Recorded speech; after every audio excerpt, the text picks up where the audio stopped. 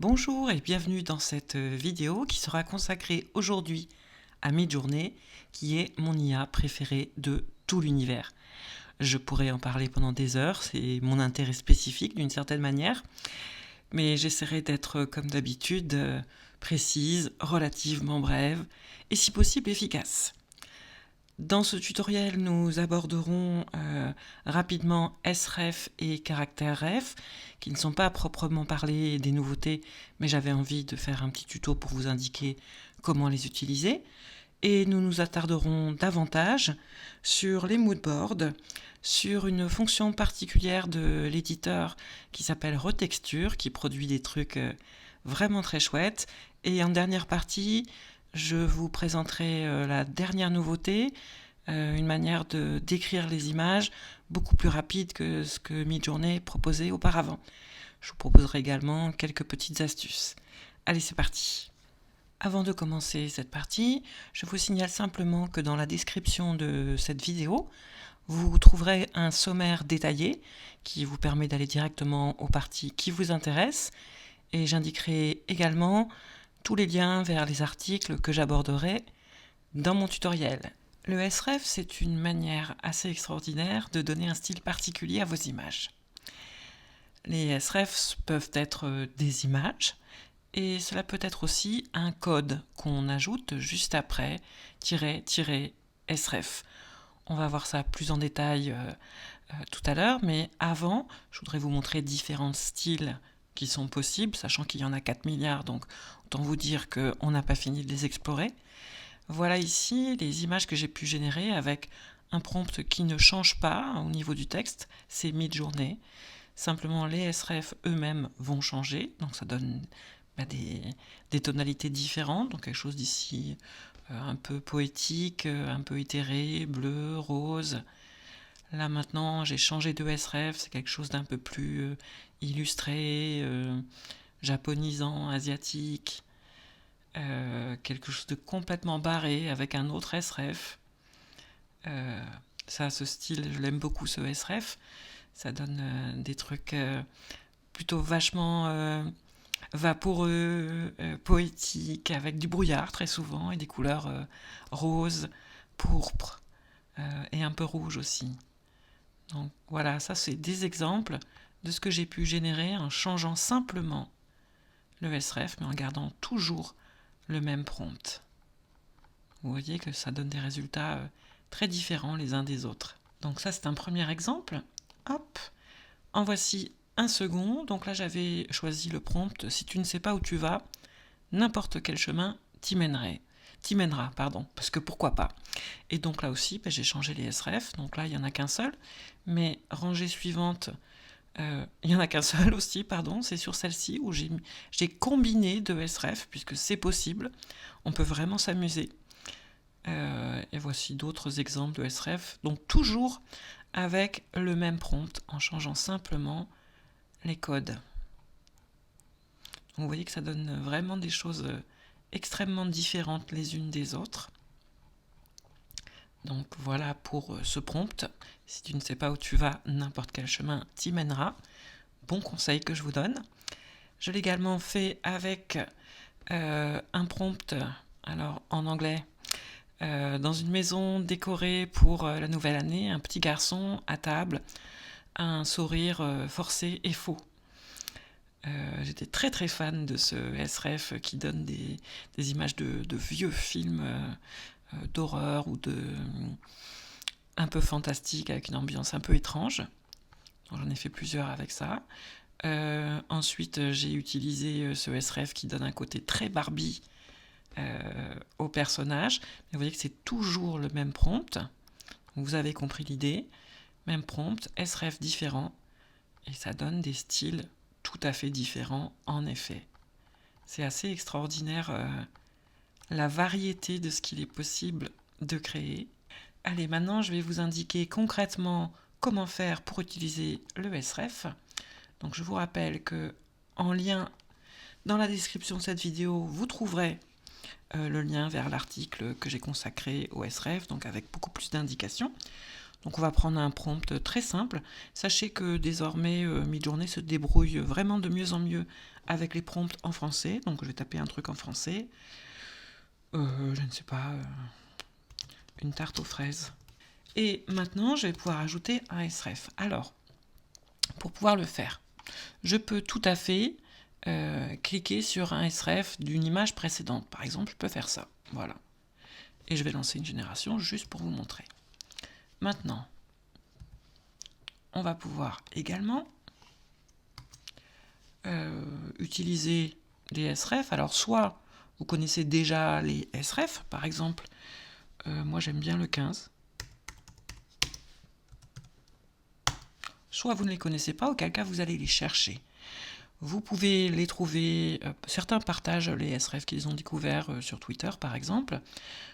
Pour ma part, j'en ai testé plein, et comme j'aime bien que les choses soient rangées, je les ai placés ici dans un dossier qui s'appelle sref. Donc je peux tout à fait sélectionner un sref qui me plaît, par exemple celui-ci, hop. Alors, je prends le prompt, et je vais copier mon sref, que je vais aller coller ici. Hop, donc je reprends le même prompt, simplement je change le sref. Et je lance la génération. Alors on va déjà regarder un petit peu ce que ça donne. Et ben voilà, on a des tartes aux fraises qui sont tout à fait sympathiques.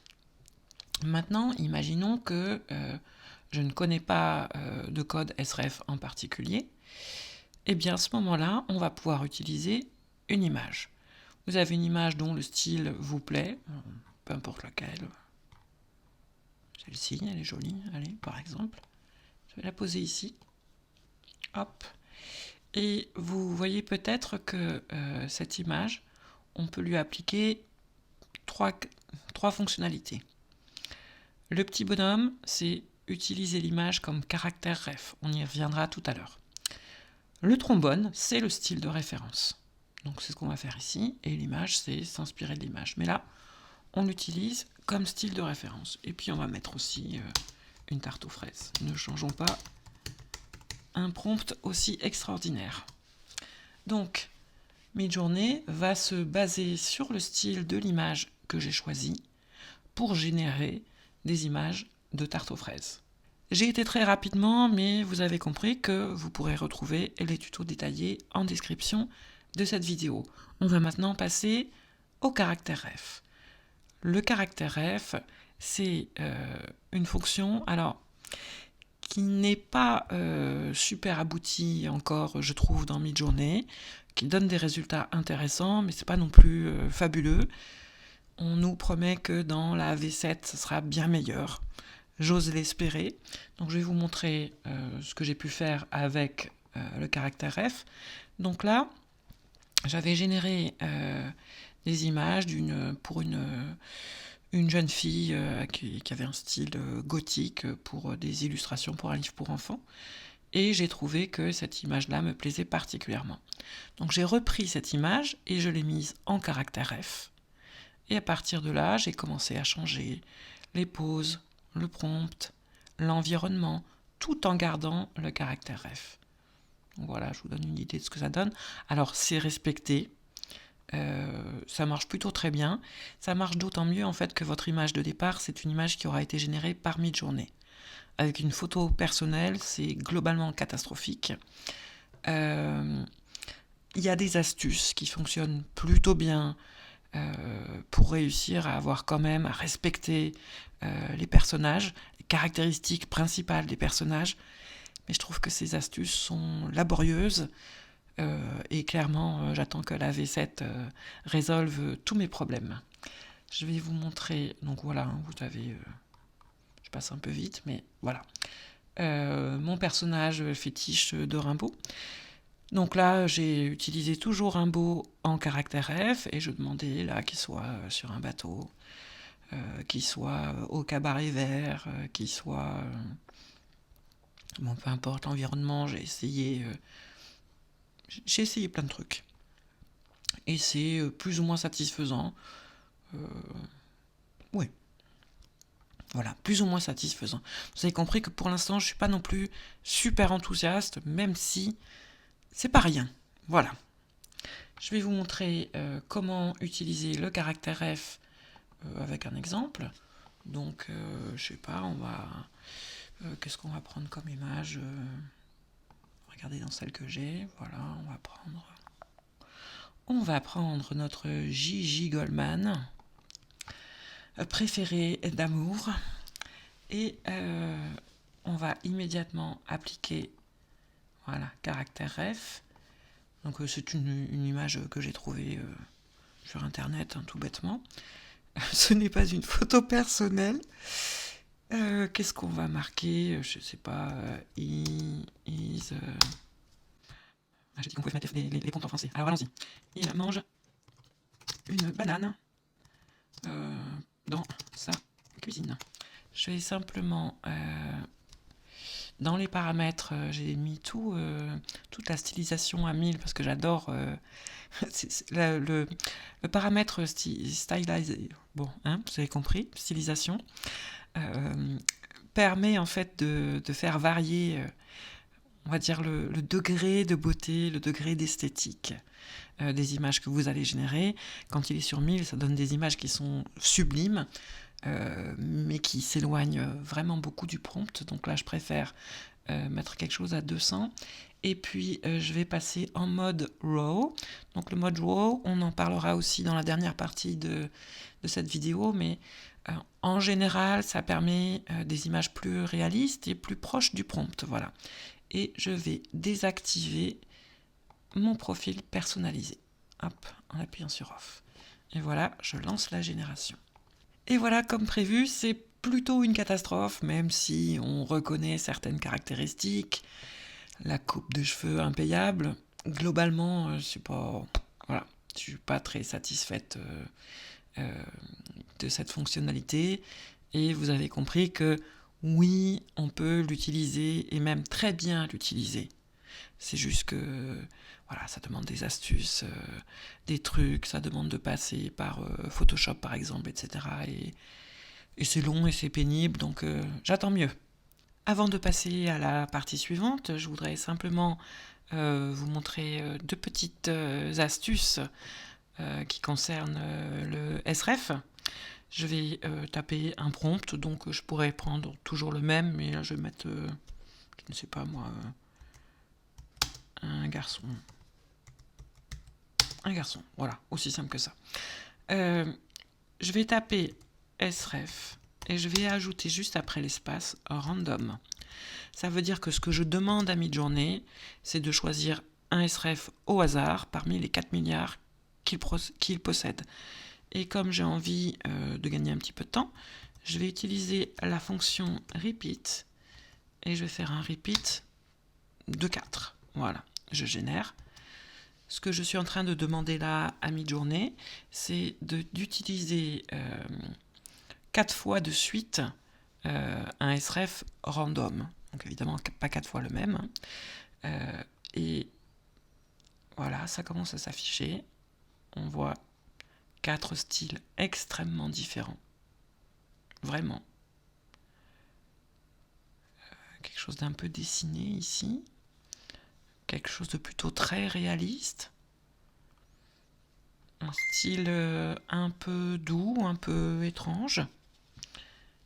Et puis, enfin le dernier ici, un style ultra dessiné et géométrique. Donc je vous recommande d'utiliser le sref random si vous avez envie d'explorer ce qu'il est possible de faire avec le sref. Et la fonction repeat vous fait gagner du temps. Alors elle vous mange aussi pas mal votre forfait. Mais je ne sais pas, chez moi c'est presque une addiction. À présent, nous allons nous intéresser au moodboard et au code personnalisé de Midjourney.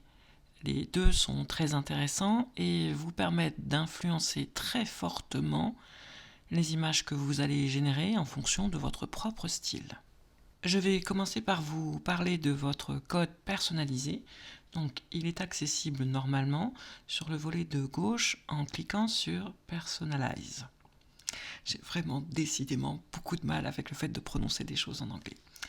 Donc, ici, il est sur Off, je peux le mettre sur On. Vous pouvez créer des moodboards, mais vous pouvez aussi affiner votre style personnalisé. Ce style personnalisé s'appelle le Global Profile. Et vous voyez que ici j'ai déjà sélectionné plus de 6000 images, de manière à avoir vraiment un style beaucoup plus affiné. Alors pour sélectionner ces images, il faut passer par ici, c'est-à-dire Task. Et ici, on vous propose de ranker, alors c'est pas du tout le bon terme, de sélectionner vos images préférées. Je vous montre un exemple, voilà, hop. Donc, il y a 2 images, vous allez sélectionner celle qui vous plaît le plus. Quand vous ne savez pas, vous passez, voilà. Au fur et à mesure de vos sélections, Midjourney comprend de mieux en mieux, de plus en plus ce qui vous intéresse et affine votre style particulier. Alors, je reviens au moodboard. Sachez qu'on peut également le faire pour un style Niji, pour les images animées, manga, etc. Voilà. Donc, voilà, ça c'est le code personnalisé. Il est intéressant. Je suis très très fan du mien, donc je ne sais pas exactement quelle est la magie qui est derrière cette sélection, mais je trouve que c'est plutôt très très bien fait ce que fait Midjourney. Ici, nous avons des moodboards. Pour créer un moodboard, il suffit de cliquer ici sur Create Moodboard. Une fois que vous avez cliqué dessus, on va le faire en direct, on vous propose de télécharger des images. Alors, soit vous les avez sur votre ordinateur, soit vous avez des liens, soit vous pouvez les ajouter à partir de votre galerie Midjourney. Donc, faisons ça par exemple, hop. Et puis, je sais pas, je vais sélectionner pour vous montrer que des trucs un peu géométriques. Voilà, un peu géométrique aussi. Donc géométrique et plus ou moins en couleur. Alors, je fais vraiment ça à l'arrache pour vous montrer. On va l'appeler moodboard, on va l'appeler test. Voilà. Super. Je reviens, voilà, mon premier moodboard géométrique ou coloré vient d'être créé. Si je souhaite l'utiliser, je peux le faire de 2 manières. Donc je peux copier le code, voilà, ici, et ça me donne le code personnalisé appliqué à ce moodboard. Donc on va faire pareil, hein, boy, voilà. Je ne mets pas mon code personnalisé et je lance la génération. Voilà ce que donne le dernier prompt. Donc a boy avec notre moodboard test. On retrouve bien le côté géométrique, mais aussi les couleurs un peu primaires. Voilà. Autre manière d'utiliser le moodboard, donc on va taper pareil a boy, et puis là on va aller dans les paramètres, et en activant ici le côté personnalisation, on va pouvoir sélectionner le moodboard qui nous intéresse. Donc là je vais sélectionner test. On l'a déjà fait, mais c'est juste pour vous montrer. Mais je vais vous en proposer d'autres. Donc, hop. Là, on va utiliser mon moodboard poétique, par exemple. Et puis, on va en faire un dernier. Donc, à chaque fois, simplement, j'enlève le code précédent pour ne pas... Ah, j'en avais mis 2 en même temps. D'accord, très bien. On peut combiner les moodboards, pardon. Je vais en faire un étrange, voilà. Et pour finir, un dernier petit moodboard. Hop. Cette fois-ci, pourquoi pas celui de l'oracle des sorcières, qui a aussi un style particulier. Allez, tout ça va se générer. On va pouvoir l'observer. Donc là, on a le moodboard poétique, mais combiné avec notre moodboard test, c'est-à-dire géométrique et un peu coloré. On va pouvoir le relancer sans le... simplement pour que vous voyez, hein, juste avec poétique. Vous avez compris comment on fait, il suffit simplement de sélectionner ici. C'est quand même globalement beaucoup plus facile que de copier un code. Donc nous avons le moodboard étrange, effectivement, le garçon est subitement étrange. Celui qui correspond à l'esthétique que j'ai utilisée pour mon moodboard Oracle sorcière. Et enfin, voilà, le moodboard poétique. Donc, pour récapituler, le moodboard, c'est une très très chouette manière de donner un style particulier à vos images.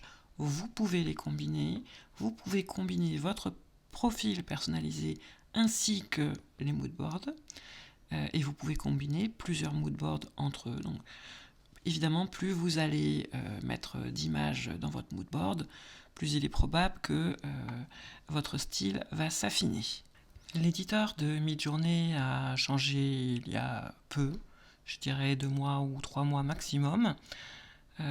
Auparavant, ces fonctionnalités étaient relativement simples et classiques, c'était des fonctionnalités de retouche.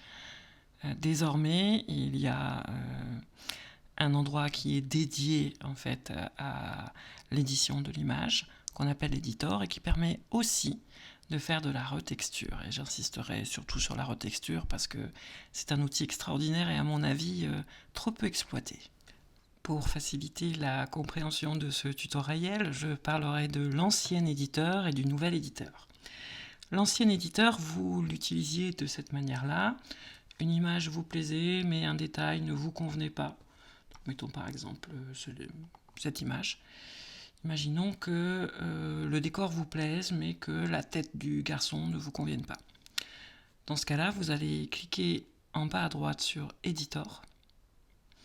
Et puis, vous allez, avec la gomme, gommer sa tête. Voilà. C'est vraiment quelque chose de complètement basique. Voilà.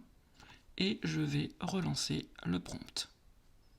C'est pas tout à fait la même chose. Vous voyez qu'on a 4 visages différents. Ça, c'était l'ancienne manière d'utiliser l'éditeur, mais elle est toujours valable. Il y en a une autre à laquelle on peut accéder de 2 manières. Donc si je reviens à mon éditeur, juste au-dessus de Submit, vous avez Open in Full Editor. Donc vous pouvez accéder au nouvel éditeur de cette manière. Sinon, vous pouvez simplement aller cliquer dans le volet de gauche sur Edit. Et ici, c'est toutes les images que j'ai déjà éditées. Donc là, on va en éditer une nouvelle. Et ce qui est chouette, c'est qu'on va pouvoir éditer une image à partir d'une URL, mais aussi à partir d'une image personnelle qu'on aurait dans son ordinateur, par exemple. Donc là, pour la démonstration, je vais prendre une image de moi. Donc, quand j'étais petite, voilà, avec un magnifique parapluie. Donc, je l'upload. Et puis, je vais pouvoir changer sa taille, changer le ratio de l'image. Donc, par exemple, je sais pas, peu importe en fait, voilà, comme ça, super. Je peux la déplacer, je peux rogner tout ce que je veux. Je vais faire un truc simple, hein. Là je vais mettre juste a girl. Vraiment, on est sur de l'ultra simple. Et j'appuie sur Edit. Donc il s'est dit que ce serait bien de mettre des voitures, mais écoutez, pourquoi pas, voilà. Et ça reste plutôt sympa et assez cohérent. Voilà. Donc ça, c'est un exemple. Je vais vous montrer un autre exemple que j'avais déjà un peu modifié précédemment. Et puis, ce qu'on peut obtenir, ce qui est plutôt très très chouette. Donc oui, cette image-là, en fait, elle était partie de cette première image, peut-être bien. Je ne sais plus exactement, j'ai fait plusieurs essais. Donc à chaque fois, en faisant varier les prompts, là j'avais demandé à ce que Descha l'observe jouer du piano, et vous voyez qu'il a totalement en plus respecté le style de Renoir comme je lui avais demandé. Allez, c'est tout pour l'éditeur. On va passer maintenant à la partie retexture, qui est la partie qui m'intéresse le plus, même si ce nouvel éditeur est plutôt pas mal du tout et sympathique. L'outil retexture se trouve donc dans ce nouvel éditeur. En cliquant juste à côté, en haut à gauche de Edit, on va cliquer sur retexture. Alors, on va prendre un nouveau. Hein. Hop. Voilà. Alors, l'outil retexture, j'enlève le prompt, je ne veux pas me faire avoir, vous permet de donner à une image un style particulier tout en respectant la structure de l'image. Donc je vais vous montrer, ça sera plus simple. Donc je vais le faire à partir d'une image. Donc par exemple, voilà le visage de Nefertiti. Hop. Et donc là, une femme, une reine, style réaliste. On va voir ce que ça donne. C'est très très étonnant. Et moi, je suis très très fan de cet outil. Bon, on écoutait en... Oui, si quand même, j'aurais vous montrer ce que ça donne avec un schéma. Parce que ça a aussi de l'utilité si vous avez, je sais pas, un schéma d'architecte, un plan de montage Ikea, ce genre de choses, ou une estampe. Donc là, je vais... voilà. J'avais créé ce petit visuel Tour Eiffel. Voilà. Donc le compte Tour Eiffel, étape de construction, couleur pastel. Alors vous pourriez très bien appliquer un sref ici, c'est tout à fait possible, voire même un moodboard. Allez, on va appliquer un moodboard, je crois que c'est possible. Hop. Allez, poétique. Et on demande à lancer les générations. Vous pourriez aussi mettre un sref que vous aimez particulièrement. Donc moi je vais mettre le sref 15 qui est le seul dont je me souvienne par cœur et qui est pas mal du tout. Mais c'est pas mal non plus, j'aime bien. C'est vraiment très étonnant à chaque fois. C'est ce que j'aime avec cette IA. C'est qu'elle est extrêmement surprenante et qu'elle privilégie toujours l'esthétique. Donc voilà, avec le sref 15. Waouh, c'est assez joli. Je vais vous montrer ce que j'ai pu générer avec Retexture pour que vous ayez une petite idée. Donc, à partir de cette image qui est une esquisse de Gustave Moreau, donc là j'ai décrit la scène, et puis là j'ai rajouté 2 sref, ce qui donne ceci qui est assez marrant. Voilà. Qu'est-ce que j'ai pu faire aussi oui, voilà, ça avec un plan de Ikea. Voilà. Tout simple. Et pareil, différents sref appliqués à cette image. Et ça donne des résultats qui sont vraiment choux. Enfin, ça me plaît beaucoup. Si à ce stade de la vidéo, vous n'avez toujours pas compris à quel point Midjourney est une IA extraordinaire et à quel point je ne suis absolument pas objective à son sujet, il est peut-être temps d'aller consulter un ORL. Il y a une fonctionnalité assez récente dont je ne vous ai pas du tout parlé, c'est le patchwork. Alors le patchwork, c'est une espèce de tableau géant sur lequel vous allez mettre des images, des prompts, etc. Personnellement, je suis totalement perdu là-dedans. Je ne comprends pas tellement l'intérêt. Mais Thibaut des tutos de Midjourney a trouvé un intérêt spécifique au patchwork. Il en parle dans cette vidéo. Et je vous mettrai le lien de sa vidéo toujours en description de la mienne. Voilà pour Patchwork, donc, dont je ne parlerai pas plus. Il y a 3 jours ou 2 jours, Midjourney a installé une manière beaucoup plus rapide d'accéder à la description d'une image. Donc on va commencer par ça. Jusqu'ici, pour accéder à cette description, il fallait soit passer par Discord, mais vous aurez peut-être remarqué que je ne passe plus du tout par Discord, soit ici, dans les images que vous avez déjà uploadées, cliquez sur cette petite icône que vous avez juste ici. Donc en cliquant dessus, Midjourney va analyser l'image Et puis bah, il va vous indiquer voilà, qu'est-ce que c'est, quel style, quels artistes, etc. Voilà. Aujourd'hui, il y a beaucoup plus simple. Hop. Si une image vous plaît et que vous avez envie d'en reproduire par exemple le style ou la composition, donc ça peut être une image extérieure mais ça peut être aussi une image que vous avez vue par exemple sur la partie Explore, par exemple voilà, ici, je sais pas, mettons celle-ci. Donc vous la prenez et vous allez la faire glisser. Et vous voyez qu'il y a une fenêtre qui apparaît ici, Drop Image to Describe. Donc vous placez votre image dedans. Hop. Alors pourquoi ça ne fonctionne pas? Si, ça fonctionne, il faut juste repartir sur Create. Et vous voyez que Midjourney nous a généré 4 prompts qui décrivent ce qui est dans l'image. Vous pouvez utiliser chacun des prompts en cliquant dessus.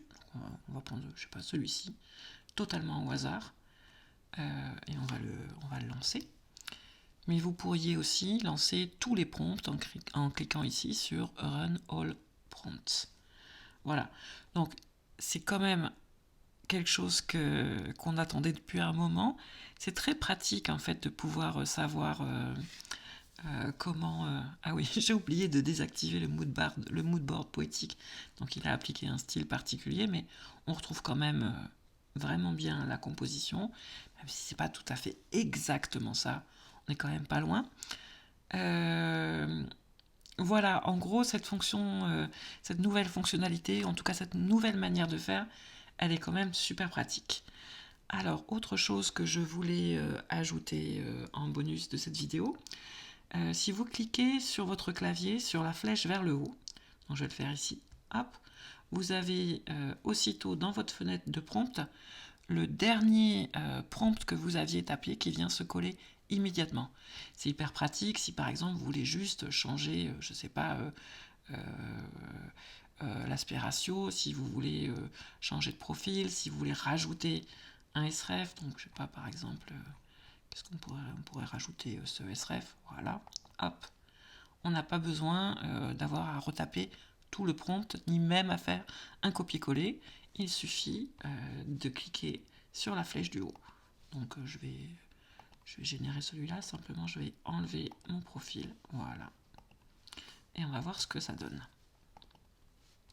Hop, voilà, la génération se lance. Alors au début j'étais embêtée parce que ça s'affiche, et moi j'aime bien que tout soit bien rangé, et ça m'allait pas.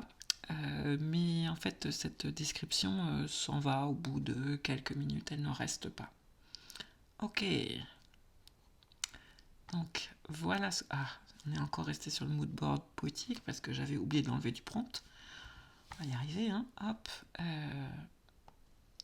voilà, j'enlève mon profil. Ça m'apprendra à vérifier, donc c'est sur off. En fait, sachez que tout ce que vous tapez dans votre fenêtre de prompt a éventuellement invalidé les paramétrages que vous aviez mis ici dans la fenêtre de paramétrage. C'est toujours ce qui est dans la fenêtre de prompt qui va primer. Là, je pense que on est bon. Pendant que j'y suis à vous parler du sref, je vais vous afficher un petit mémo que j'ai fait. Hop, le voici. Donc sachez que on peut faire varier le sref grâce à ce code -SW. Ce code varie de 0 à 1000. Donc juste après SW, vous allez mettre 0, 5, 10, 100, 1000. Et ce code-là, en fait, permet d'exercer une variation sur le poids du style de référence. Si vous le mettez à 1000, le style de référence sera très très fort. Par défaut, il me semble qu'il est à 100. Et si vous le mettez à, alors si vous le mettez à 0, ça n'a aucun sens, hein, parce que ça voudrait dire que vous ne voulez pas de votre sref, donc auquel cas, il ne fallait pas le mettre. Mais vous pouvez en vouloir juste un tout petit peu, donc vous allez mettre 5 par exemple. Donc, par exemple, on va reprendre ça, simplement, on va demander à ce que le poids du style de référence soit à, je sais pas moi, 10, voilà. Et je lance la génération. Et puis, pour comparaison, on va faire la même chose, mais cette fois-ci avec un SW à 1000. Voilà, je trouve que c'est assez net avec cet exemple. Quand le SW est à 10, ben, on a encore la couleur rose qui est qui est tout à fait dans le prompt, mais dès qu'on le met à 1000, ben, on retrouve les caractéristiques de notre sref de départ, c'est-à-dire quelque chose d'assez réaliste dans des tons marron, beige, crème. Également, je voulais vous montrer comment on peut influencer les paramètres du caractère ref. Donc vous voyez que le caractère ref a un code qui peut s'appliquer à lui, c'est le CW, donc il varie de 0 à 100, et c'est le poids du personnage. Par défaut, il est à 100, et 100, ce que ça signifie, c'est que Midjourney va se concentrer sur les habits, sur le visage, en fait, sur tout de la personne du caractère de référence que vous lui avez indiqué. Si vous indiquez 0, par contre, il ne va se concentrer que sur le visage. Donc, je vais vous le montrer également. Alors, pour travailler sur un personnage de référence, on pourrait tout à fait cliquer sur l'image et prendre les images que on a déjà uploadées, ou bien en uploader une nouvelle. On peut également prendre un personnage qui nous convient. On va prendre voilà, ce petit garçon. Donc, je le mets dans la fenêtre de prompt. Je l'ajoute en caractère de référence, donc en cliquant sur l'icône avec un petit bonhomme. Et puis, je vais faire un prompt simple. Un garçon habillé en rouge marche dans la rue. Je vais ajouter un CW à 100. Je vais lancer une première génération. Et puis, je vais demander la même chose, mais cette fois-ci avec un CW à 0. Et donc là, je lui demande de se concentrer uniquement sur les caractéristiques du visage. Ok, donc si on compare les deux séries qu'on a obtenues, celle où le caractère weight est à 100 contient des habits qui sont relativement cohérents avec l'image de référence. Donc on voit qu'il est habillé en rouge, mais pas trop. Par contre, sur celle où le CW est à 0, il est très nettement habillé en rouge. Deuxième exemple avec le personnage de Monk. Donc je le mets en caractère référence en cliquant sur l'icône avec un personnage. Je repris le même prompt, simplement là je vais mettre un homme. Donc un homme habillé en rouge marche dans la rue. J'ai mis le CW à 0, donc il devrait se concentrer uniquement sur son visage et normalement bien faire tout à fait des habits en rouge, y compris des habits qui ne sont pas du tout dans le style de Monk. Et puis je vais faire la même chose, mais cette fois-ci le CW je vais le mettre à 100 et on va pouvoir comparer les deux résultats.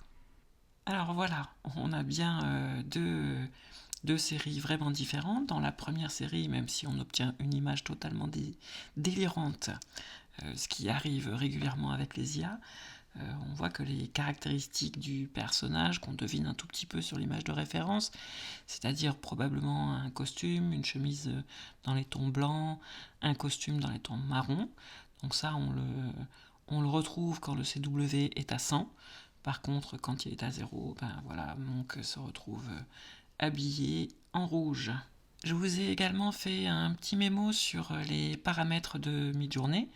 Il y en a bien plus que ce que j'ai indiqué ici, que vous retrouverez dans l'article Scintographie qui reprend les étapes essentielles de ce tuto. Donc nous avons le paramètre Chaos qui peut varier de 0 à 100. Ce paramètre vous permet une plus grande variation de l'image. Je vous montrerai tout à l'heure pour que vous ayez un exemple plus clair. Le paramètre Stylize, par défaut, il est à 200. Vous avez compris tout à l'heure que plus on va l'augmenter, moi j'aime bien utiliser des paramètres à 700, 800, plus on pousse l'esthétique, donc plus l'image est jolie.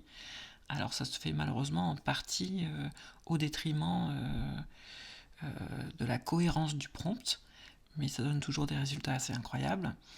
Le paramètre style RAW que j'ai utilisé tout à l'heure parce que il force Midjourney à être plus proche du prompt, donc ça fonctionne très bien pour quand vous voulez générer quelque chose de réaliste. Le paramètre Q, qualité, qui peut varier de 0,5, 1 à 2. Plus vous vous approchez de 2, plus il y aura de détails dans votre image.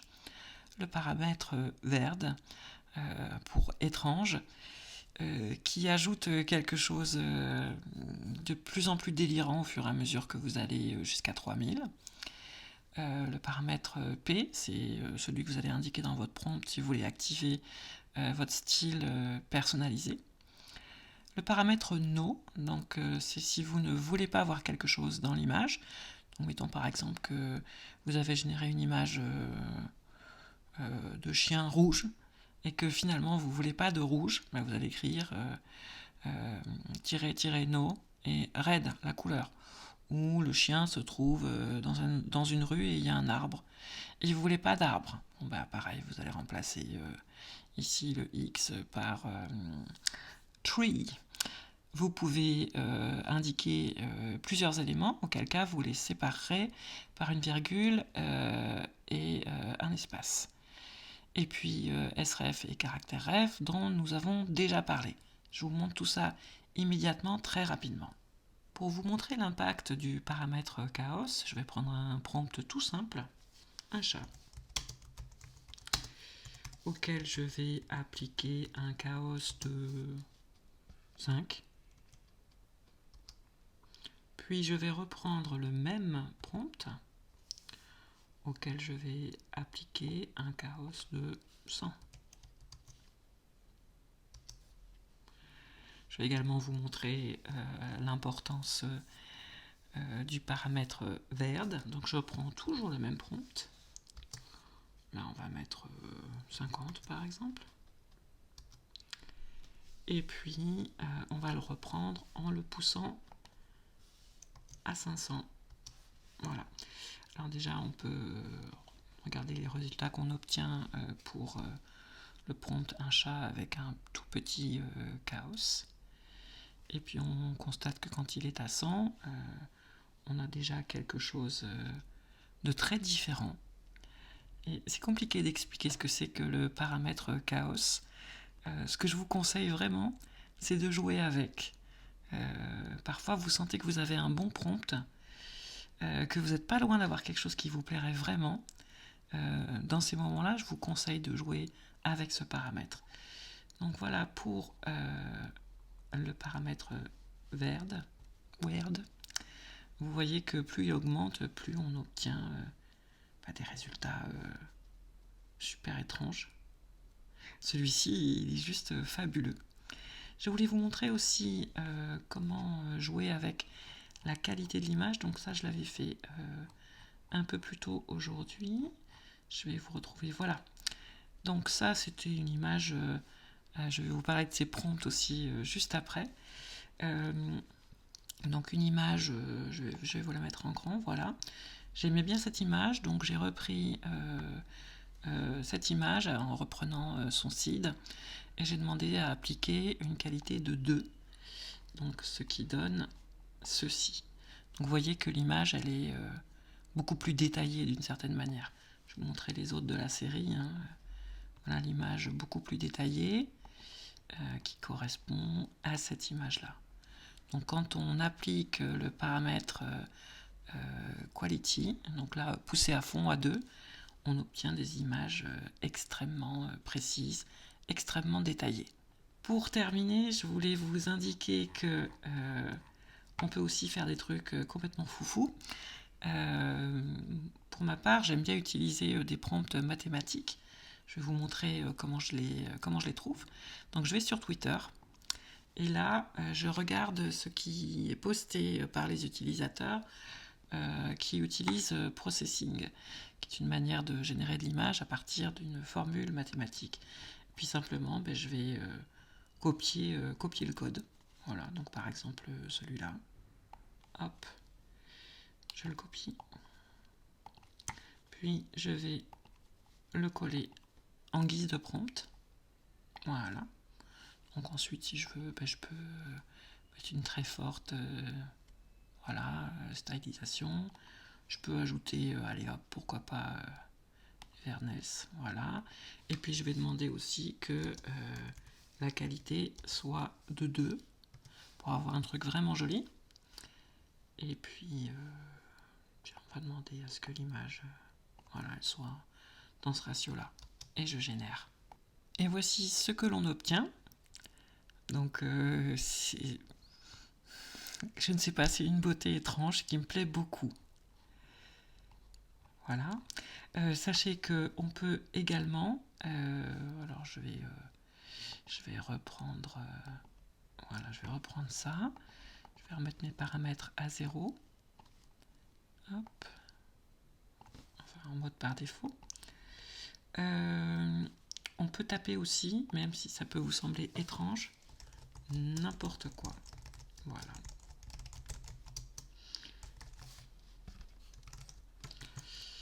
Et j'aime beaucoup cette manière de faire. Donc voilà, on peut même ajouter un style de référence. Alors, qu'est-ce qu'on peut mettre comme style de référence? Hop, celui-ci était sympa. Et voilà. Je vous montre le résultat. Voilà ce qu'on obtient avec ce prompt. Oui, je vous avoue qu'on dirait que un chat est passé sur mon clavier et a tapé n'importe quoi. Mais je trouve que c'est tout ce qui fait la beauté et la poésie de Midjourney. Ce sont des images d'une poésie et d'une qualité incomparable. Voilà. J'espère que ce tutoriel vous aura donné envie d'utiliser Midjourney. Évidemment, je vous y encourage vivement. C'est pour moi la meilleure IA de génération d'images. Je vous invite à commenter, à liker, à partager, parce que c'est ça qui fait vivre la chaîne. Et je vous dis à bientôt pour un nouveau tutoriel. A priori, le prochain sera dédié à la nouvelle interface de Luma. À bientôt!